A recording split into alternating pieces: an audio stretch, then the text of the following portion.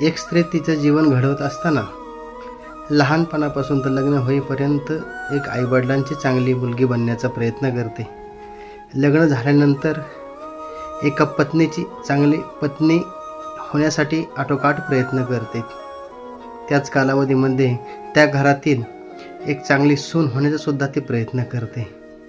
आणखीन जबाबदारी अंगावरती पडल्यानंतर मुलं झाल्यानंतर मुलांची चांगली आई बनण्याचा प्रयत्न करते.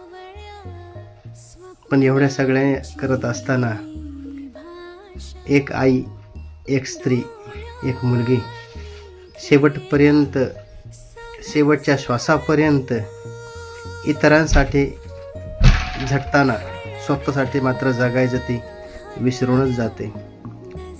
सलाम त्या स्त्री शक्तीला.